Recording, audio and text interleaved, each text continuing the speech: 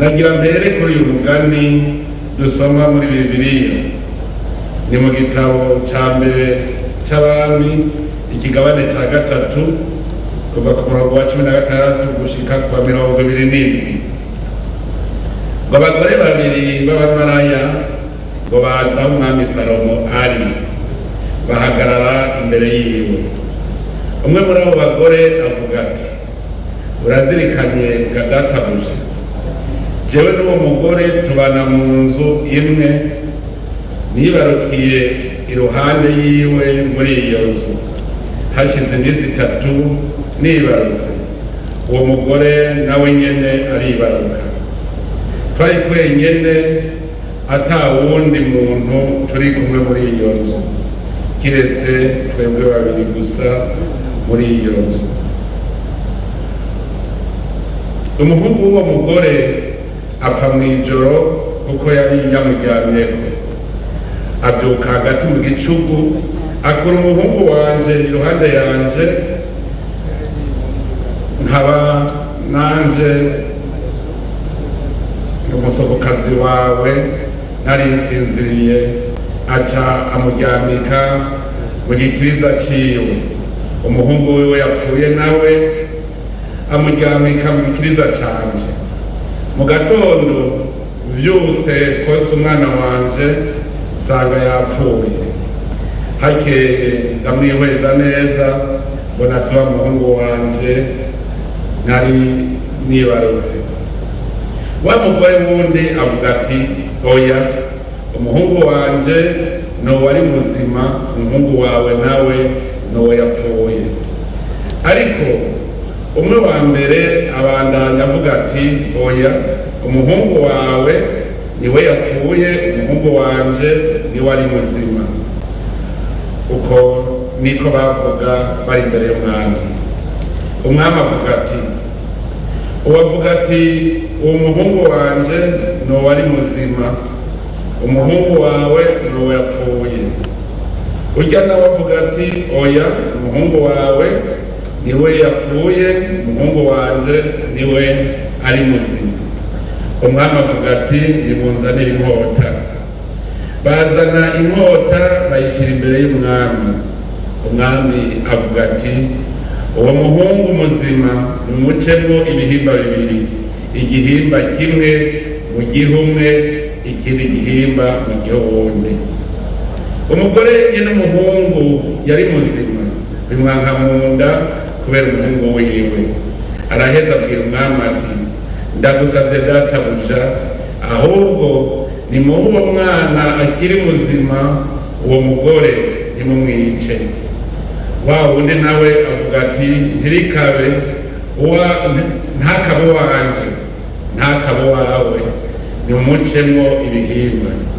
hanyuma umwami yishura avuga ati, nimuhe umwana muzima umugore wa mbere, eka n'ukuri nimumwice, niwe nyina wiwe. ahasije no hahera.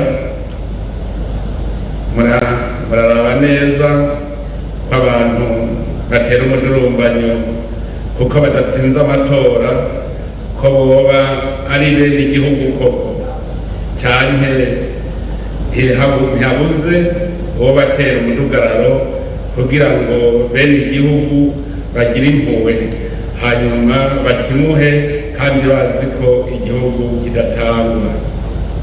igihugu bose bakibungabungira aho kiri. n'abaryo bavuga ngo bafashe igihugu cyane ngo bafashe ubutegetsi barihenda, kuko igihugu ntawe kijana nk'urya mwana, ubutegetsi ntawe bujana. bavukana uno munsi nifuza ko mu byo tuza kwihaga byose dushyira imbere agaciro k'igihugu cyacu n'umwenegihugu, kuko aha uko turaha ntitungana n'igice cy'ibihumbi 100 ku barundi bose. muravye neza aho abarundi bari, murabona yuko twebwe turi ubusa. mugabo nimurabe bose barindiriye umwumvikano uva ngaha.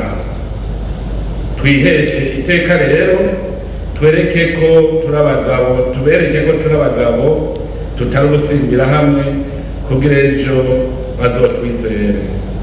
Tumenye ko ngaha ico umuntu aza kuvuga arico kizoba kiranga ingene umutima wumeze mu byo gukunda igihugu n'abene gihugu. Duherera agaciro igihugu n'abene gihugu, kuko umuntu ararengana ariko igihugu n'abene gihugu barasigara, ndetse hakujana umuvumo uvuye ku isi wojana umuhezagiro.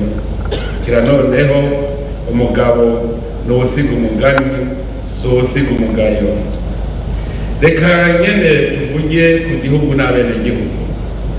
Uburundi ni igihugu twagabiwe n'Imana, igihe itunga ridukwiye twese abarundi atanumwe avuyemo. Abarundi bo hambere bamaze kubibona nibo baciye bemeza ko ari igihugu c'amata n'ubuki. Ariko kugira ayo mata nubwo buki bwisese, nuko tuba twagize ico dukora mu kugwiza umwimbu mu vy'Imana yaturemeye.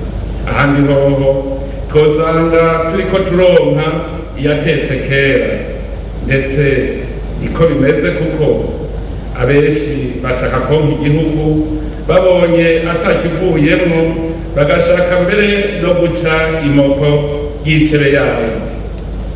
Niko vyatugendeye aho hambere hahise, ariko tunezerejwe nuko uyu munsi abenshi muri twebwe tumaze kubitahura ko inka uyonka ico bayigaburiye.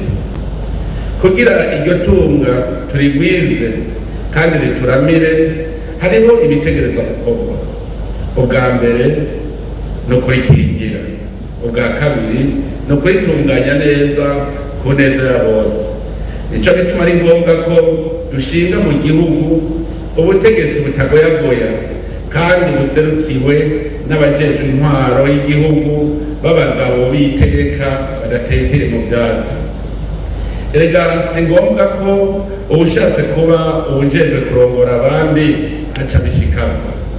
Abarundi bo nyene nibo bashinze ingene batora ababarongora, ntibatorwa ku gahato. Ni muri iyo ntumbero abarundi bahisemo ko Uburundi burongorwa mu ntwaro atari ya cami, ahubwo burongorwa n'intwaro ya demokarasi. Kumbure ngira ngo babitoye kuko babona ko umwami atavuga ngo hagire umuvuguruza, mu gihe intwaro ya demokarasi umwenegihugu wese afise umwidegemvyo wo gushikiriza ibyo adategera canke atemera. Intwaro ya Repubulika y'Uburundi nk'uko ibwirizwa shingiro ribitegereza mu ngingo ya 6 ikomoka ku benegihugu, nibo bayishinga kandi nibo iharanira. Aha duca twumva ko abenegihugu aribo bashinga ingene barongorwa. Muri iki gihe turimo rero, abarundi batoye kurongorwa mu ntwaro ya demokarasi. Birashobora gushika ko muri kazoza bazosanga ubwo buryo bwo kurongora igihugu ataco bubongera, bagaheza bakarondera ubundi buryo babona bwogira akamaro. Ico gituma ingingo ya 4 y'iryo bwirizwa shingiro nyene itegekanya ko abenegihugu aribo bategerezwa kwemeza ko intwaro ya cami n'amategeko ayigenga igarukanwa biciye mu matora. Bisigura ko imigambwe ibyo yifuza byose bitegerezwa kubahiriza abenegihugu, bakaba aribo bafata ingingo ya nyuma. Ico gituma no kuri ivyo vy'intwaro ya cami vyemewe ko umugambwe uharanira kugarukana intwaro ya cami udakoresheje igikenye ufise uburenganzira bwo gukora, ariko si ufata ingingo. Ariko rero biragoye ko abanyepolitike babitegera, kuko hariho abazi ko